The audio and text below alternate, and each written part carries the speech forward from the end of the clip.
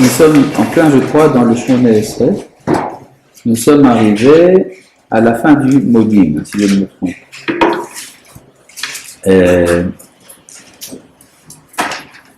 À la fin du Modim, on dit Ha'ed Yeshuatenu Ve'ezratenu. C'est là, Ha'ed Atov, je le dis dans la version séparate. Yeshuatenu Ve'ezratenu. C'est à nouveau un thème double qu'on a vu plusieurs fois. Yeshua, c'est le sauvetage, Ezra, c'est l'aide. Et en fait, ce sont deux conceptions différentes de la relation envers la providence. Il y a une relation qui voit la providence comme étant le sauvetage, ça veut dire que moi, je suis par moi-même incapable de faire quoi que ce soit, j'ai besoin de l'intervention directe et exclusive d'Akadosh Baruch Hu. Ça, c'est Yeshua. Par contre, Ezra, ça correspond un peu au fameux proverbe français « Aide-toi, le ciel t'aidera », c'est-à-dire Ezra Tachem. Ezra Teinu, c'est-à-dire la partition de l'œuvre. Alors, il y a toutes les possibilités. Yeshua Teinu, Ezra Teinu. Ha'el Hatov. Ha'el Hatov, ça veut dire quoi? Oh, c'est par hasard. Ha'el Hatov, ça veut dire le bon Dieu, n'est-ce pas? Et le mauvais Dieu? Le même. C'est le même, n'est-ce pas? C'est-à-dire, le Dieu qui nous fait du bien et le Dieu qui nous fait du mal, c'est le même. D'accord? Or, il y a un problème, c'est la Mishnah dit Ha'omer al-tov yizacher shemecha, celui qui dit dans la prière ton nom est mentionné quand tu nous fais du bien, mais shakil-oto, on le fait taire. Parce que ça implique un certain dualisme. Ça veut dire que Dieu serait loué uniquement pour le bien et pas pour le mal. Oui. Est-ce qu'on peut dire vraiment que déjà à la base Dieu nous fait du mal entre guillemets?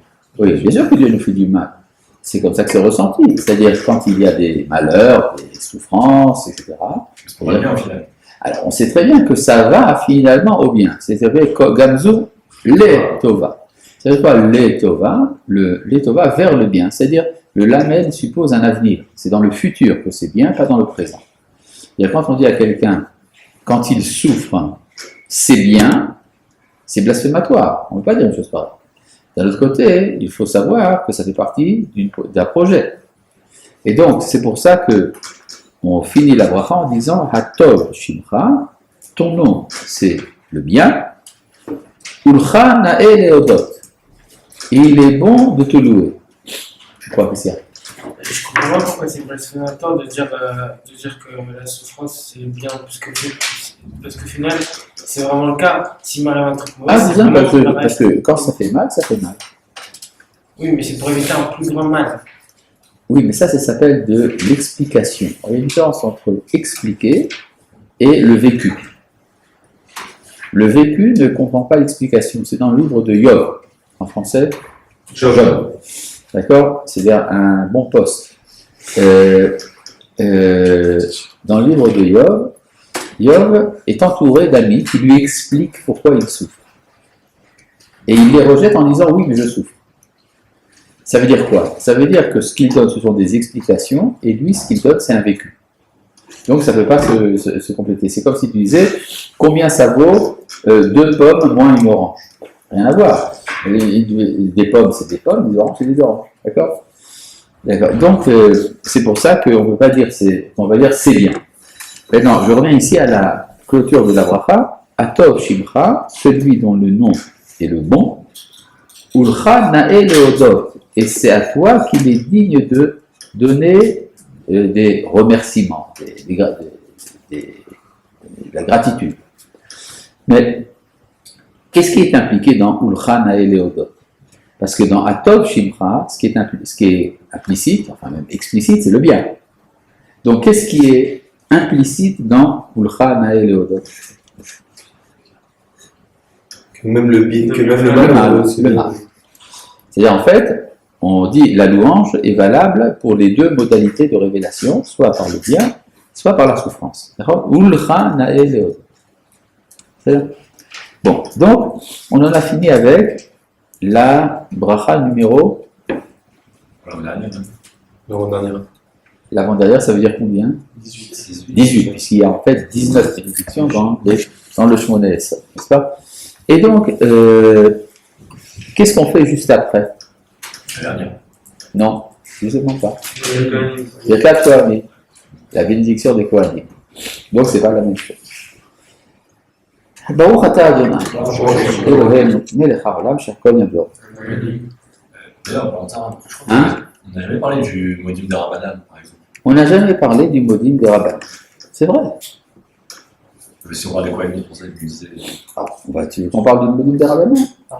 C'est bizarre. Dans le modim, dans la répétition du ministre officiant, eh bien, alors qu'il dit le modim, tout le monde participe. Tout le monde dit aussi le modim. Pourquoi? Parce que pour remercier, il faut faire soi-même. On ne remercie pas par un intermédiaire. Il y avait un rabbin, le Rav Shlomo Zalman Auerbach, un des grands poskim, qui, quand il était à l'hôpital, était soigné par un médecin dont la langue était l'anglais. Pourquoi tu m'as pas dit de mettre le micro? Bon, en tout cas, donc il était soigné par un médecin dont la langue était l'anglais. Alors il a demandé qu'on lui dise comment est-ce qu'on dit merci en anglais. Parce qu'il voulait remercier lui-même le médecin. D'accord? Et donc le modim de Rabbanan, en fait, c'est une autre version du modim qui est là parce qu'on ne peut pas remercier par un intermédiaire. Oui? Pourquoi il est différent, le modim de Rabbanan? Ce sont deux versions différentes, en fait, mais ça aurait pu être la même. Oui? Deux questions. Pourquoi on a besoin de remercier une deuxième fois? On a déjà remercié pendant le monde. Pourquoi est-ce qu'on fait la chazara? Par le film de la Khazara, on a aussi une obligation. Ben oui, si tu fais la chazara, alors tu refais tout. C'est quoi la différence du coup Entre le... Ah ben le texte n'est pas le même. Si c'est écrit dans Modim de Rabbanan. Tiens, prenons la version que j'ai ici. Modim anachnu lach, shatahu Hashem Elohenu lavotenu. Jusque-là, c'est la même chose, n'est-ce pas? Elohe kol basar, yotzrenu yotzer bereshit. Dieu de toute chair et créateur de Bereshit. Alors, c'est quoi cette histoire? On rappelle ici la dimension humaine, d'accord? Yotzer kol basar. Ce qui est donc dans le vécu. C'est-à-dire le vécu, c'est ce qui participe de du modim. Alors que dans le premier modim, c'est une reconnaissance de type, si tu veux, théorique et métaphysique. Ça commence par ça et après ça passe à l'humain. Deuxièmement, donc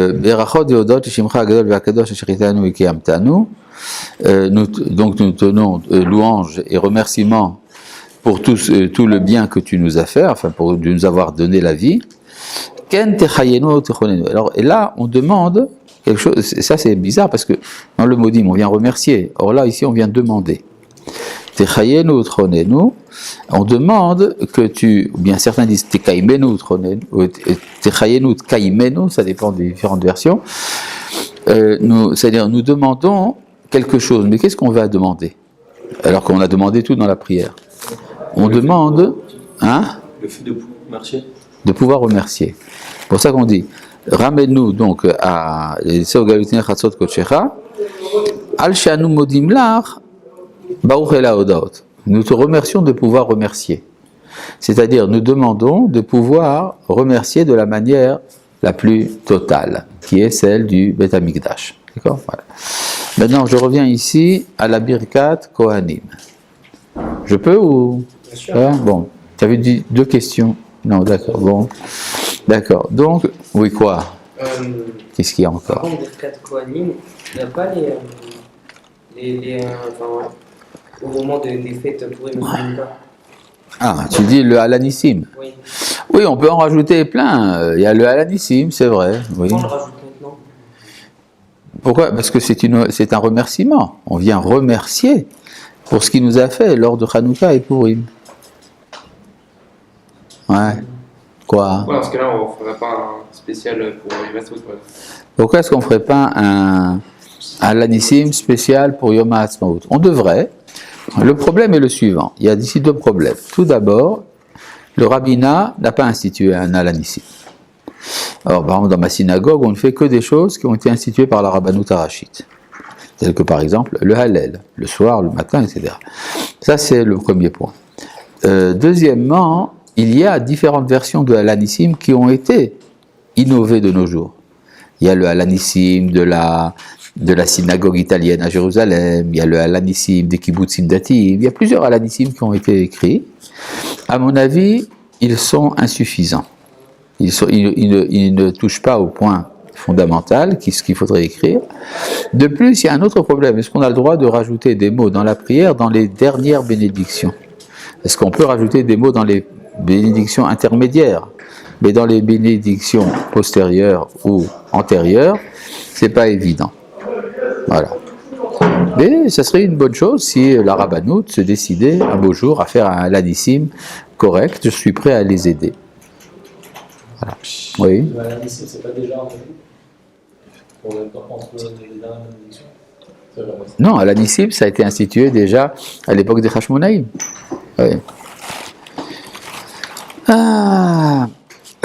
Ben oui, on peut continuer là sur Birkat Kohanim ou vous allez m'empêcher?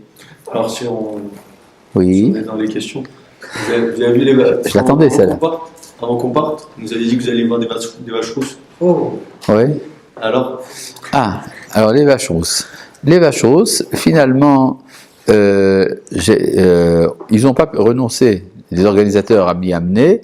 Enfin, entre-temps, il y a eu des poils noirs, d'accord? Mais ils essaient de trouver une solution, etc. Comment faire pour changer ça? À part ça, le groupe des personnes qui s'occupent de la vache rousse va venir chez moi pour me parler de toute la documentation à ce propos et aussi de me proposer d'aller là-bas. Mais ça me prend du temps.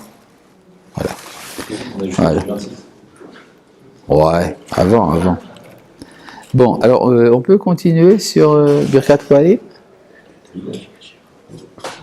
Non, c'est pas vrai ce que tu dis. C'est pas ça que j'ai dit. Enfin bon, je peux y aller sur Birkat Kohanim ou pas?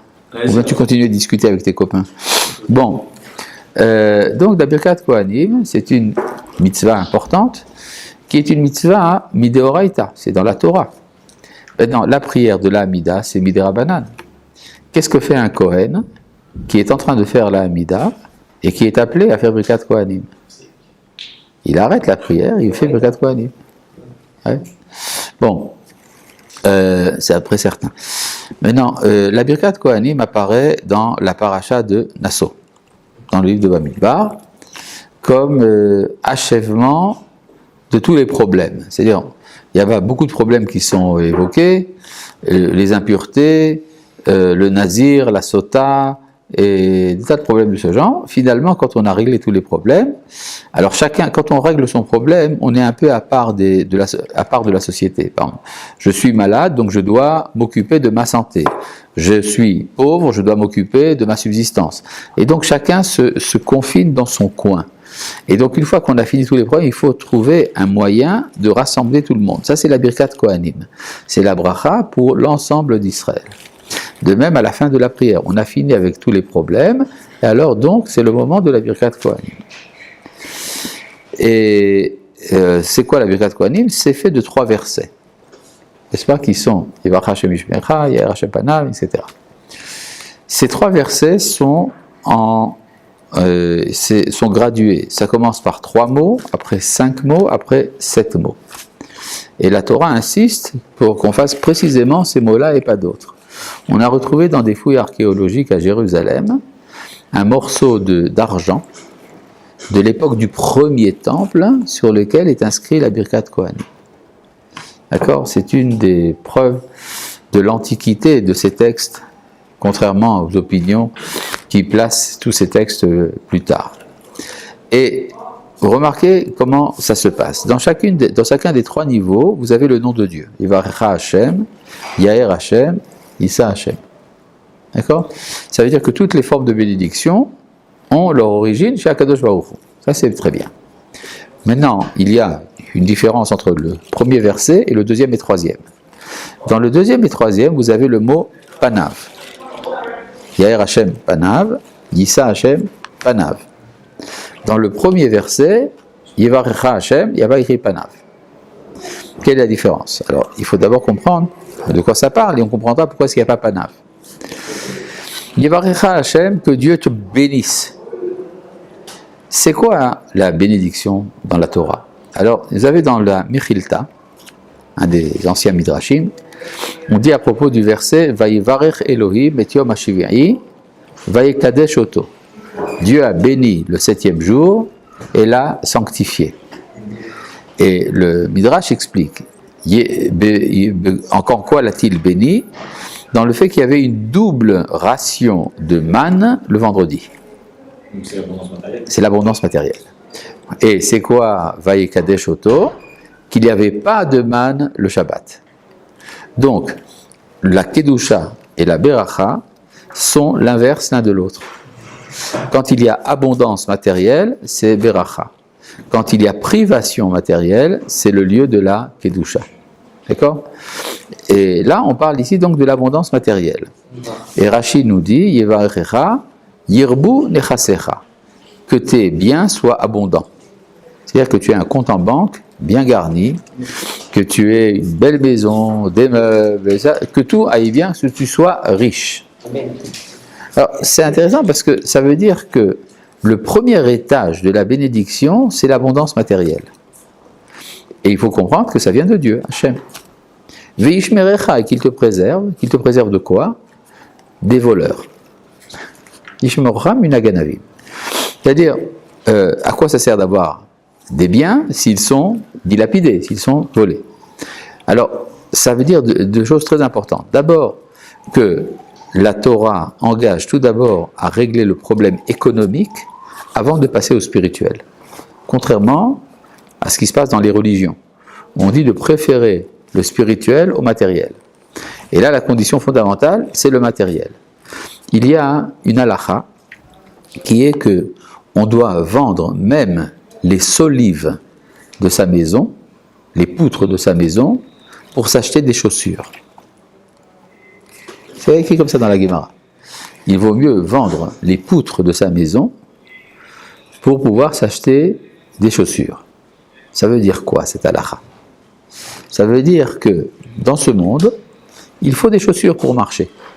Si on n'a pas de chaussures, on a des difficultés à avancer. Mais c'est quoi les poutres? C'est ce qui soutient le plafond, le toit. C'est donc quoi les poutres? C'est les poutres qui soutiennent la spiritualité. Si tu dois choisir entre régler ton problème spirituel et ton problème matériel, commence par le matériel. Vends les poutres de ta maison et après, pour t'acheter des chaussures. Après, tu régleras le problème de la poutre.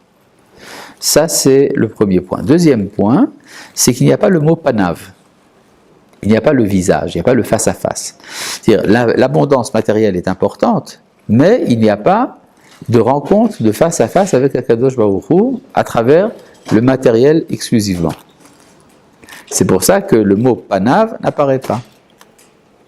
Et donc, dans la deuxième phrase, Yaher Hashem panav, que Dieu illumine son visage vers toi, Elecha, Virchuneka, et te prenne en grâce.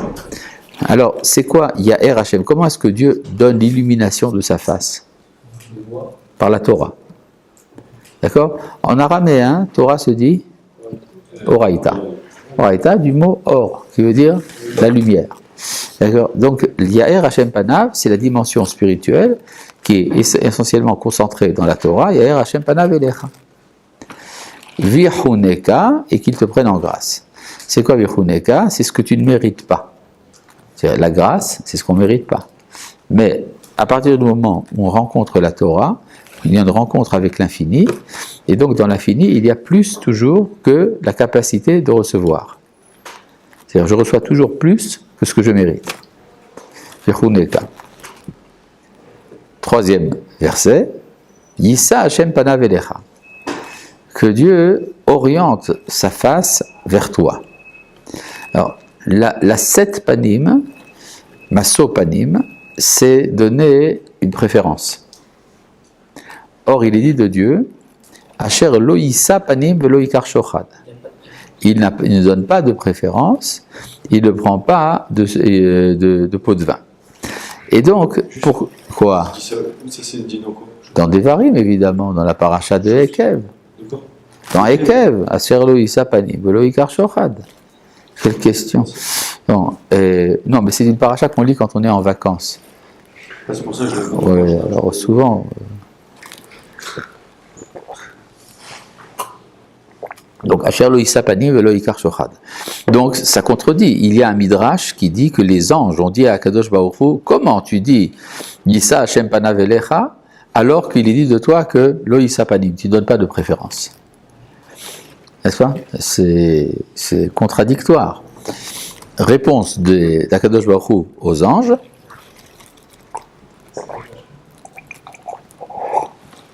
Je suis bien obligé de les préférer parce qu'ils m'ont préféré moi aussi. C'est-à-dire, moi je leur ai dit, ve'achalta ve'savata ou ve'rachta, lorsque tu es rassasié, tu fais la bénédiction. Et eux ont dit, si on a mangé kabeitza, déjà on fait Birkat Hamazon. Ça veut dire que les sages d'Israël auraient très bien pu interpréter le verset en disant, ce n'est que lorsque tu es vraiment rassasié que tu fais Birkat Hamazon. Mais les sages d'Israël ont réduit ça à une dimension infime, la taille d'un œuf, pour faire Birkat Hamazon. Maintenant, ça veut dire quoi cette histoire? C'est quoi? C'est ce qu'on appelle des shi'urim.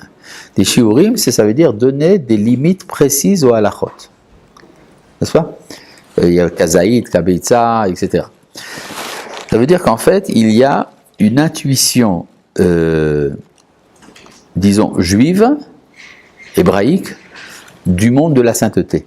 Or, le monde de la sainteté est mesurable par des mesures fixes, indépendamment du processus naturel. C'est-à-dire, à partir du moment où j'ai mangé du pain selon le volume d'un œuf, ça veut dire que je suis rassasié. Même si je n'ai pas ce sentiment, j'ai encore très faim, mais je suis déjà rassasié dans l'absolu. Et donc, c'est cette intuition de l'absolu qui fait que Dieu nous donne une préférence. Donc, Issa Hashem Panav Elecha, c'est juste, c'est une préférence, mais juste. Ve'asem lecha shalom. Et qu'il te mette la paix.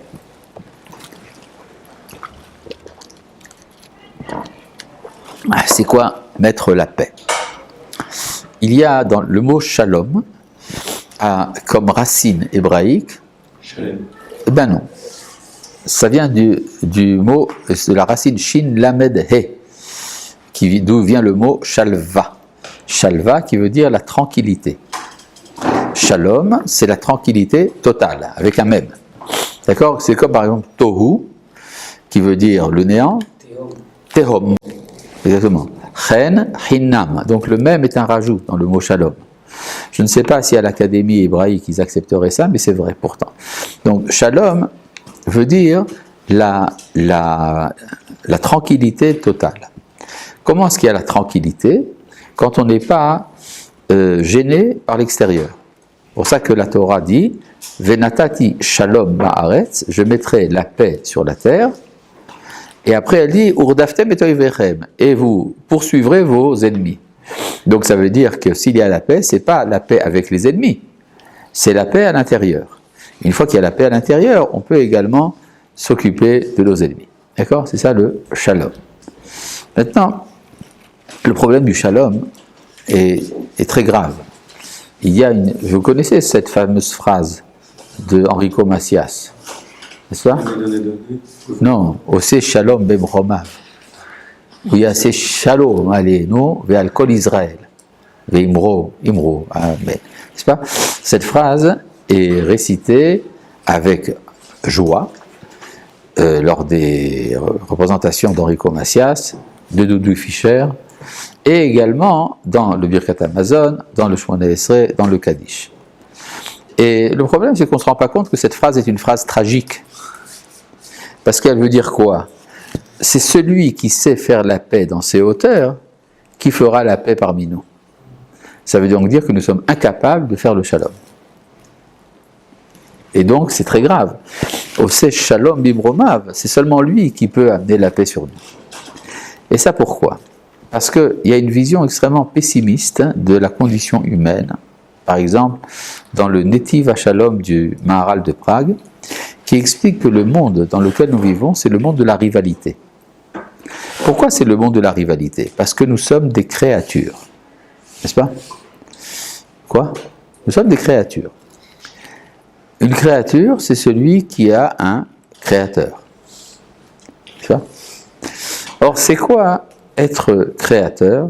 C'est celui dont l'être consiste à donner l'être à l'autre. Et la créature, c'est celui qui reçoit l'être. Donc, ce qui me définit fondamentalement, dès que je suis conscient que je suis une créature, c'est que je dois recevoir.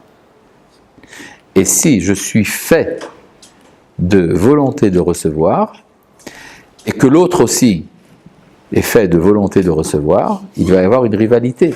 Qui va recevoir? Donc, la guerre, c'est la situation normale de l'être créé. En tout cas, de l'être conscient d'être créé. D'accord? Donc, ça va mal. Mais, si par exemple, vous jetez une bête abattue, une vache qu'on vient d'abattre, vous la jetez devant une horde de chiens. Qu'est-ce qui va se passer? Ils vont lutter l'un contre l'autre pour s'emparer de la chair. Ce qui est complètement idiot, parce qu'il y en a assez pour tout le monde. Alors comment ça se fait qu'ils se battent comme elle? Parce que cette affirmation, il y en a assez pour tout le monde, est une affirmation de l'intelligence, ce que tu as appelé tout à l'heure l'explication. D'accord? L'intelligence surmonte la nature, mais la nature, c'est la rivalité. Donc il faut un surplus d'intelligence pour amener la paix. Cette intelligence, c'est la connaissance du Créateur. Donc, c'est celui qui fait la paix dans ses hauteurs qui est capable d'amener la paix sur nous. Osé Shalom Imroma. D'accord? On parle de l'homme quand Dieu c'est Shalom Imroma. Non. Non, non. C'est Dieu en tant que main, hein, incapable de faire la paix. Ça, à moins qu'il y ait un éveil de l'intelligence. Or, cet éveil de l'intelligence vient d'en haut. Ata chonel adam da'at. C'est toi qui donnes la connaissance à l'homme. Sauf l'homme, il peut faire. L'homme Oui, mais ça demande un travail. Alors, il y a dans le livre de Bereshit toute une histoire à propos de frères qui ont voulu s'entretuer. Et c'est pas n'importe qui, c'est nos ancêtres. Ça veut donc dire que si c'est nos ancêtres, comme dit le Maharal de Prague, ça veut dire que la discorde est consubstantielle de la conscience hébraïque. Ça veut dire que la discorde, là c'est un article défini. Et, EST, ça veut dire, c'est le verbe être. Consubstantiel, comment? C'est le mot être qui m'a. Hein? Le mot être qui m'a un peu. Le mot Être. être, oui, c'est ça, c'est ça. C'est-à-dire que la discorde est consubstantielle de l'identité hébraïque. D'accord? Qu'est-ce qui n'est pas clair? Hébraïque, ça veut dire juif, quoi. Et consubstantiel. Ça veut dire que ça fait partie de la nature elle-même. C'est dans la substance. D'accord? Et donc, et pourtant, ce qu'on voit dans la fin du livre de Bereshit, c'est qu'une famille dans laquelle on était prêt à s'entretuer fait la paix. Ça veut donc dire qu'il y a un réceptacle de la paix dans le monde, la Shekhinah peut donc résider. Si la paix peut résider, alors on sait que l'histoire peut réussir. C'est pour ça qu'on finit là-bas le livre de Bereshit et qu'on commence l'histoire. D'accord? Bon, à ça j'en étais donc à V'yasem Becha Shalom. La suite de V'yasem Becha Shalom, c'est Sim Shalom. C'est-à-dire, en fait, Birkat Kohanim se prolonge par la bénédiction de Sim Shalom. Oui? Au début du Birkat Kohanim, vous avez dit que vous avez un midrash, Vaïvarer, Vaïvarer, Vaïkadesh, oui. Vous avez dit Vaïvarer, c'est l'union matérielle, et Kadesh, c'est l'absence de matériel. Ouais. Mais est-ce que du coup, l'absence de matériel, c'est spirituel ou c'est. Non, non. Carrément? Non, c'est l'absence de matériel, c'est Le spirituel ou pas? le spirituel, oui, bien sûr. Sûr. Et donc, le problème, c'est de réussir à faire l'union des deux. Bah, Oui, Dieu est appelé en hébreu Akadosh, Baruch. Ou c'est le même qui est Kadosh et qui est Baruch. Exactement. Oui. Il y a une raison. 3, 5, 7, les mots. 3, 5, 7. Plus il y a de révélations, plus il y a de mots. Et le chiffre, il a. Bien sûr, bien. Il y a un sens, mais ça correspond à des valeurs kabbalistiques, déjà. C'est pour ça connaître la Kabbalah. On ne dévoile pas les sous. On peut les dévoiler. Les 3 dernières, Séphirot, Netzach, Hod et Yesod, tout ça se manifeste dans la Malchut. Et si tu rajoutes encore 2, Chesed ou Gvura, alors Chesed, Gvura, Tiferet, ça te donne 5, si tu mets Netzach et Hod en même temps. Et si tu veux après en rajouter plus, ça fait 7. Hein? Pourquoi pas 8? Parce qu'il s'agit de la bénédiction. Or, la bénédiction vient toujours dans le monde inférieur. Voilà. C'est ce qu'il fallait démontrer. Bon, oui. Le fait que le nom de Dieu vienne en deuxième mot, Oui. sans assassin, Ça veut dire quoi? Je n'ai pas compris ce que dans tu dis. chaque bracha, Oui, ça vient en deuxième place, oui. en deuxième place. Yair Hachem. Issa Hachem. Oui, alors? Il y a un sens à ça? Je suppose, oui. La Guémara dit que quand on fait un sacrifice, par exemple, il ne faut pas dire le nom de Dieu en premier, mais après. C'est pas, par exemple, si j'offre un khatat, je ne dis pas l'Hachem khatat, mais je dis khatat l'Hachem. D'accord? Sauf le jour de Kippour où le Kohen Gadol disait l'Hachem khatat. C'est-à-dire que je dois, pour être sûr de ne pas prononcer le nom de Dieu en vain. Donc il faut savoir de quoi je parle. Donc ça veut dire, explique le Maharal de Prague dans son commentaire, dans sa dracha de Shabbat Shuvah, qu'il y a un écran entre la créature et le créateur. Et donc on ne peut pas dire tout de suite le nom de Dieu. Il faut un écran. Et l'écran, c'est ici les premiers mots. D'accord? Bon, oui. D'ailleurs, chez les anges, ils disent le nom de Dieu après 3 mots. Kadosh, Kadosh, Kadosh, Hachem. C'est-à-dire, bon. Mais si tu veux l'explication plus détaillée de tout ça, il faut voir dans le commentaire de Maharal de Prague sur la dracha de Shabbat Shuvah. Là où il explique également pourquoi est-ce que le nom de Dieu apparaît en 21e place dans la Shira de Haazinu. D'accord? Haazinu, Hashamayim, Vadabera, Tishmael. Après, Kishem, Hashem, etc. Ça prend du temps. Il y a 21 mots avant. D'accord? Donc c'est en 22e place. Ouais. Alors il explique, non, tu peux rentrer dans le détail. Oui? Ah bon, c'est bon. Bon, on peut continuer sur Sim Shalom ou... Ouais, vous me laissez? C'est sympa de votre part. Donc, Sim Shalom, donc nous demandons que Dieu mette la paix. C'est évident. Et alors, dans cette demande de paix, il y a toute une liste de valeurs. Sim, Shalom, Tova, Uvracha, Chaim, Chen, Chesed, Vrachamim. Certains ajoutent Tzedaka, Chesed, Vrachamim. Aleinu. Ve'al kol Israël Amecha. Donc nous demandons ici, s'il y a la paix, il y a tout. S'il n'y a pas de paix, il n'y a rien. Alors si déjà il y a la paix, alors de là vont découler Tova, Bracha, Chaim, Chen, Chesed, Rachamim. Allez-nous sur nous, Ve'al kol Israël Amecha, sur tout Israël ton peuple. C'est qui nous? La communauté. La communauté qui prie, évidemment. Et Al kol Israël Amecha, c'est l'ensemble du peuple. Oui, quoi? Pourquoi c'est un remerciement? C'est pas un remerciement? Pourtant on a dit que les 3 dernières brachot c'était des... Ah, c'est vrai. C'est vrai. Les 3 dernières bénédictions sont des remerciements, pour une raison très simple. C'est qu'on remercie pour ce qui existe déjà. Or, ce qui existe déjà, c'est le service du temple qui n'a jamais cessé. D'accord? Puisqu'il continue là-haut. Et puis dans Modim, ça va de soi. Et Shalom, c'est parce qu'il y a toujours le Shalom dans le monde, parce que s'il n'y avait pas un Shalom permanent, le monde n'existerait pas. Et le Shalom en question est dans le ciel, entre le feu et l'eau. C'est pour ça que le ciel est appelé Shamaim. Shamaim, Esh Maim, dit Rashi, c'est-à-dire feu et eau à la fois. Alors que dans notre monde à nous, le feu et l'eau se font la guerre, dans le monde en haut, le feu et l'eau font la paix.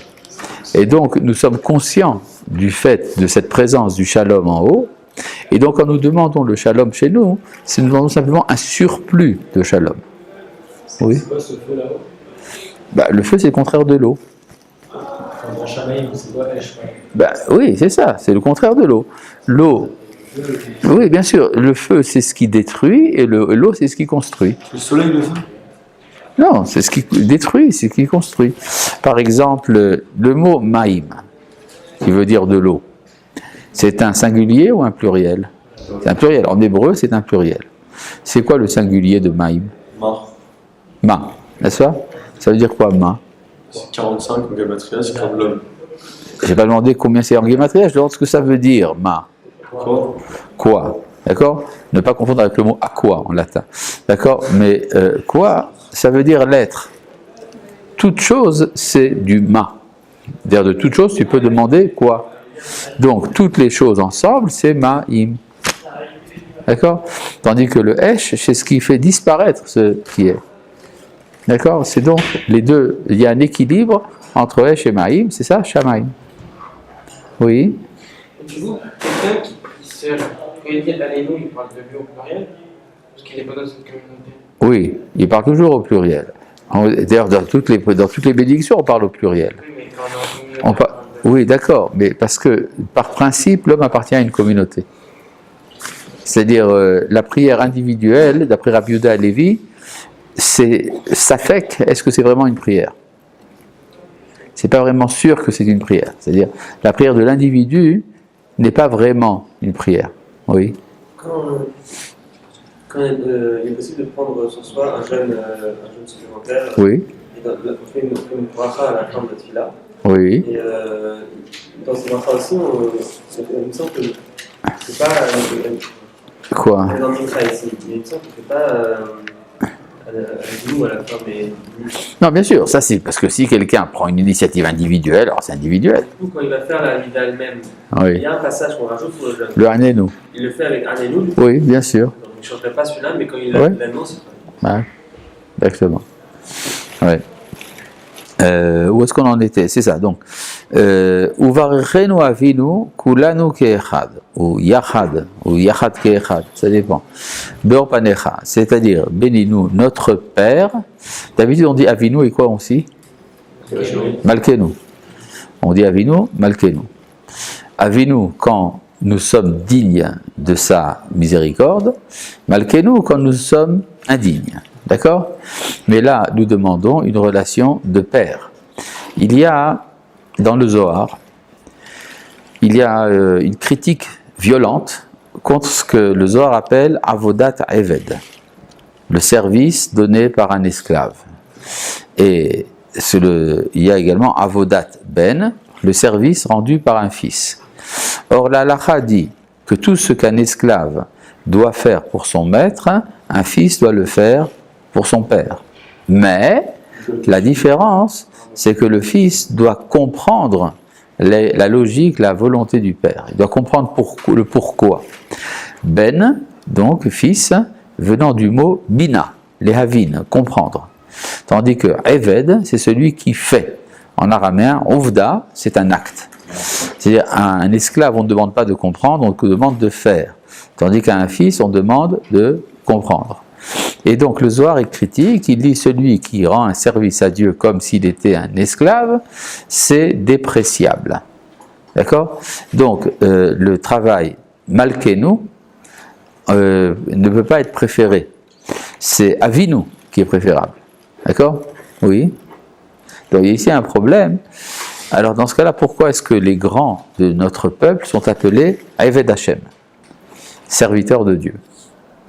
On devrait les appeler Ben Hashem, fils de Dieu. Hein? La question est bonne? Oui. Oui. Tu veux essayer de répondre? Oui, vas-y.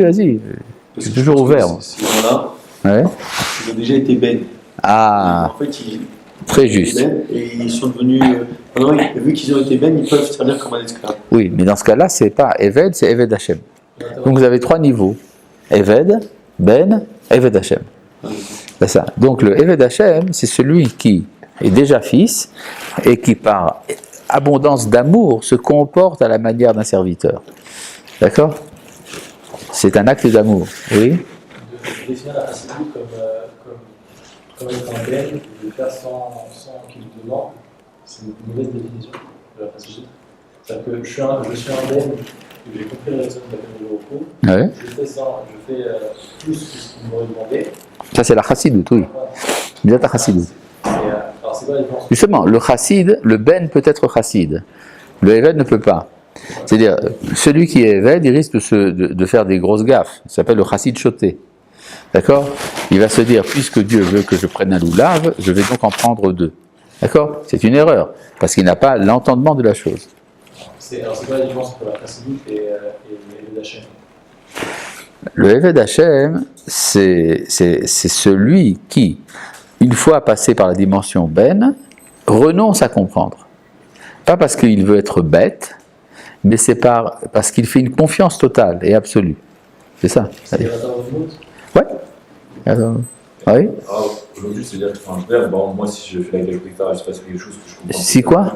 Si Si je fais la cache-roue, des choses comme ça, c'est pas des choses que je comprends spécialement. Je le fais parce que. Tu dois le comprendre. On te demande de comprendre la cache-route. C'est-à-dire, faire les mitzvot sans comprendre le pourquoi, c'est un niveau inférieur. Alors, faut faire quoi? Il faut comprendre. Il faut faire les mitzvot et les comprendre. Vous voulez me dire qu'il y aura un Eved Hashem Ah, le Eved Hashem, c'est celui qui a déjà compris. et qui renonce à. C'est un niveau supérieur de compréhension.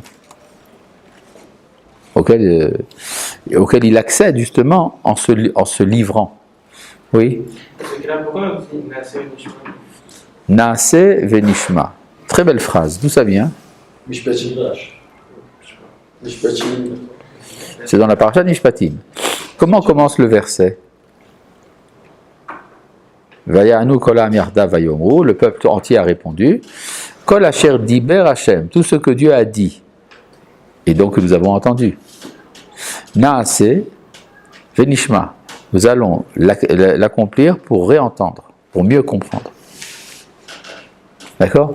C'est-à-dire qu'il y a eu un début de compréhension. Si tu n'es pas passé à l'acte, tu ne comprends pas tout. Mais il y a d'abord que tu as entendu. D'accord? Contrairement à l'opinion habituelle qui interprète le Naaseh Venishma soit bête. D'accord? D'ailleurs, Maïmonide dit, dans le Moreh Nevuchim, quand un homme fait quelque chose sans raison, on dit que c'est un idiot. Quand il fait avec raison, on dit que c'est un sage.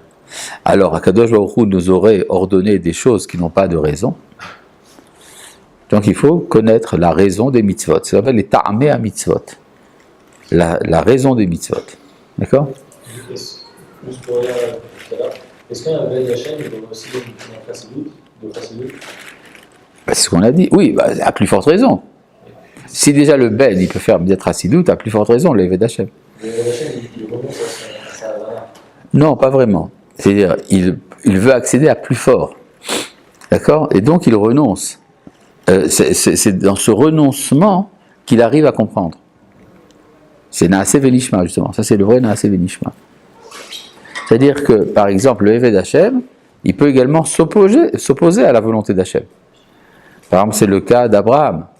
Quand Dieu dit « je vais détruire Sodome », il dit « pas question, je veux des explications, je ne suis pas d'accord ».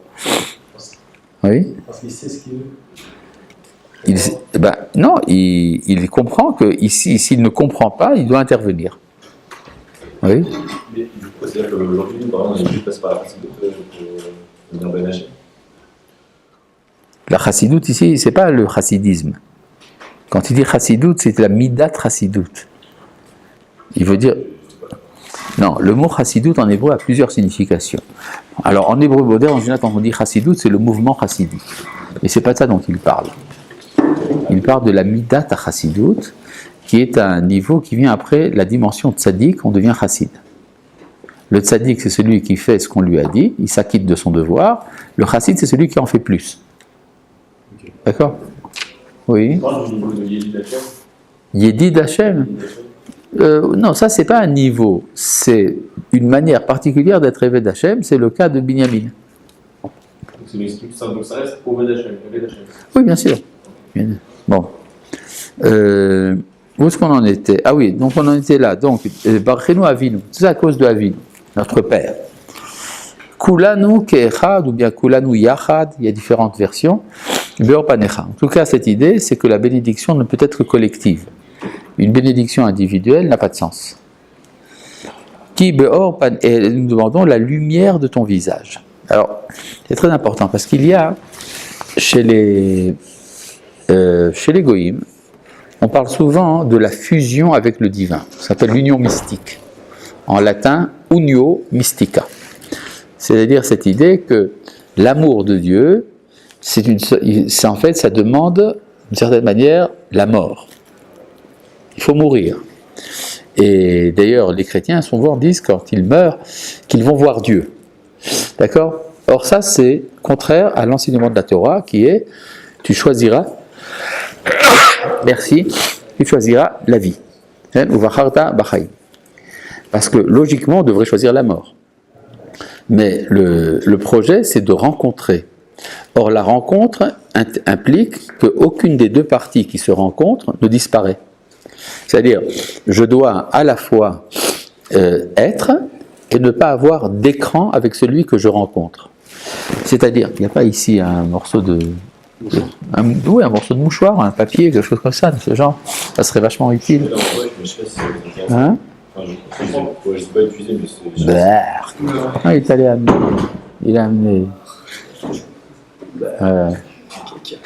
Bon, en tout cas, donc, Beor Panecha, il y a une question qui se pose souvent de savoir quelle est la place de Dieu et la place de l'homme. Ah, c'est extraordinaire. Que Dieu te bénisse.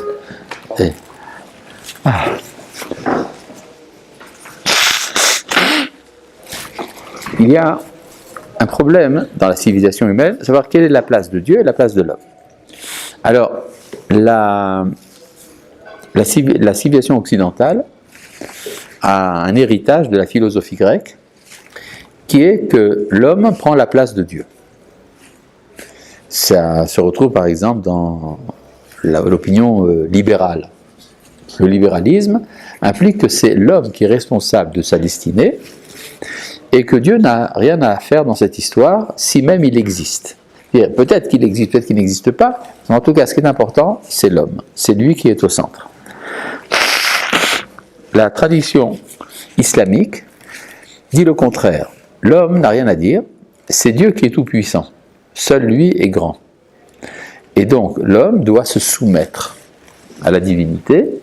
C'est l'islam. Islam, soumission. Et que dit la Torah? La Torah dit que ce qui est important, c'est le dialogue. C'est la relation dialogale entre Dieu et sa créature. Mais il y a deux modes de relation. Il y a le mode de relation à travers un écran ou sans écran. D'habitude, on a un écran. L'écran est nécessaire parce qu'une rencontre directe avec le Créateur nous annihile, tant qu'on n'a pas acquis le mérite d'être. Mais une fois qu'on a acquis le mérite de l'être, c'est ce qu'on appelle la Kedusha, à partir de ce moment-là, on peut enlever l'écran. Et dans cet écran, il y a un échange, ce qu'on appelle le face-à-face, panim el panim. D'accord? C'est par exemple quand il y a eu la révélation du Sinaï, Anochi Hashem Elohecha, je suis l'Éternel ton Dieu, c'est un discours direct, de face à face, qui a duré une fraction de seconde, mais cette durée de fraction de seconde est très importante. C'était le moment de la rencontre. Et donc c'est ça que nous demandons, Beor Panecha, que ta bénédiction soit par la lumière de ton visage. Oui. Qu'est-ce que vous appelez l'écran? L'écran, c'est soit la nature, soit la pensée. C'est-à-dire, il y a des écrans naturels, Elohim, ça s'appelle. Elohim, c'est ce qui permet à Dieu d'être présent incognito. Hein? Hein? C'est la même gématria Que Ateva, oui. Ateva et Elohim, c'est la même gématria. De même, il y a des écrans mentaux. C'est-à-dire, nous avons des concepts qui nous empêchent la rencontre. D'accord? C'est ce que faisait Yonatan ben Uziel. Quoi, tu connais Yonatan ben Uziel? Personnellement, il est mort depuis très longtemps, tu sais. Oui. Oui, c'est ça. Il brûlait les oiseaux qui passaient sur sa tête. C'est quoi les oiseaux qui passaient sur sa tête? C'était ses pensées. Il était obligé de former des pensées, des concepts, mais il savait également s'en débarrasser. Il les brûlait. D'accord? Et ça, les écrans. C'est pour ça qu'on dit Shemesh ou Magen, Hashem Elohim. Dieu est à la fois un soleil et un écran, un bouclier. D'accord? Shemesh, Magen. Hashem, Elohim.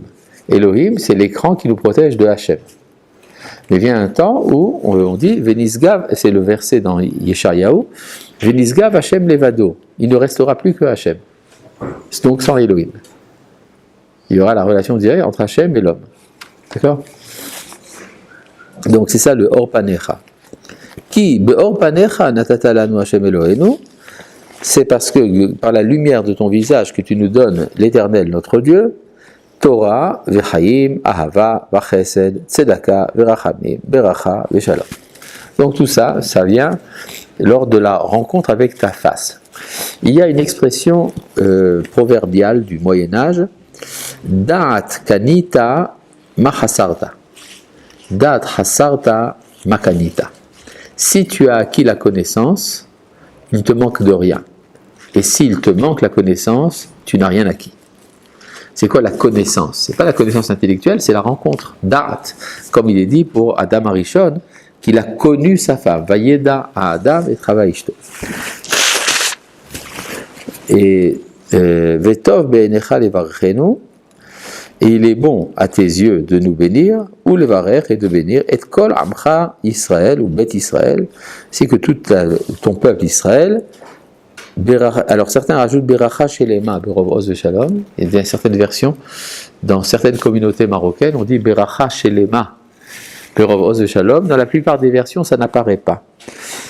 D'où vient ce Beracha Shelema? C'est la version ancienne du Sidour, avant l'introduction du Nusach des Sfaradim. Bon, il y a beaucoup d'études à faire sur le texte de la prière.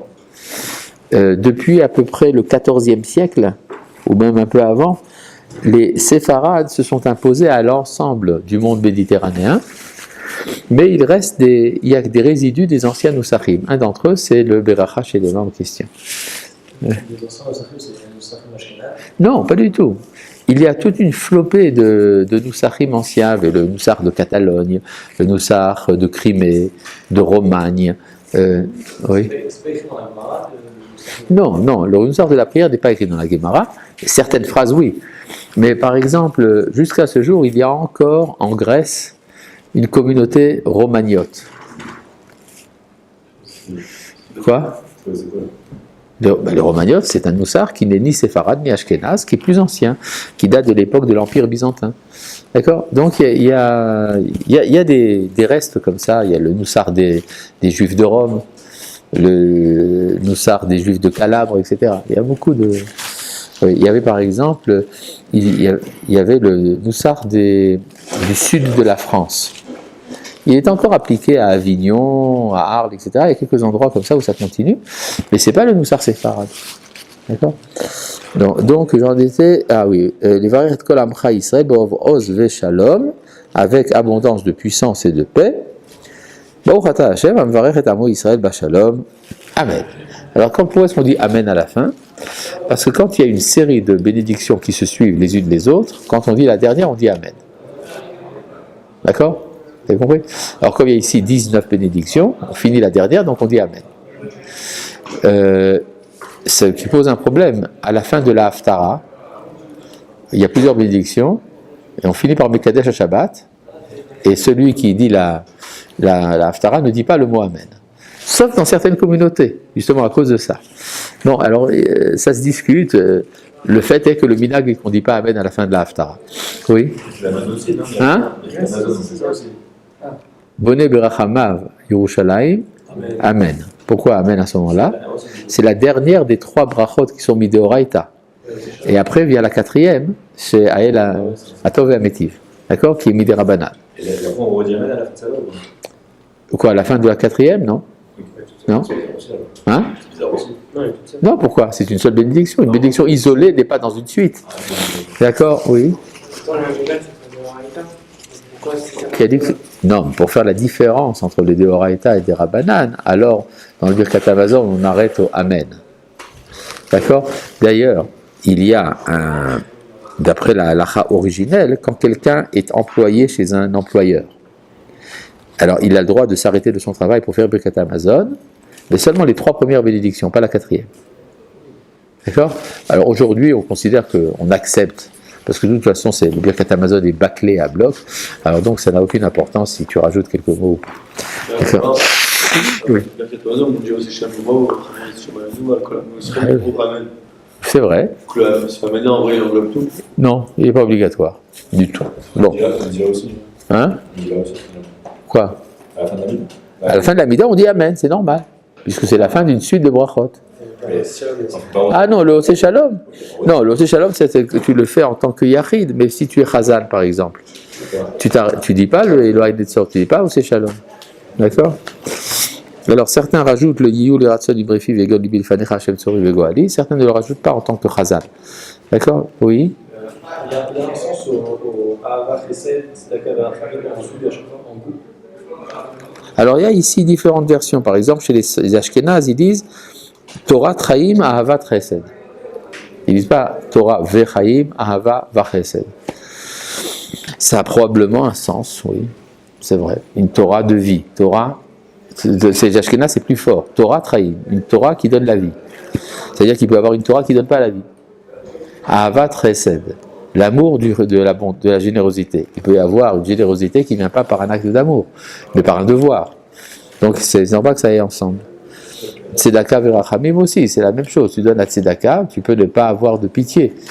Oui. Et du coup, si lui est le cinquième bénédiction dans le Mirchat, là on aurait rajouté un amen. Exactement. Ouais. Top, c'est tout pour aujourd'hui. Shalom.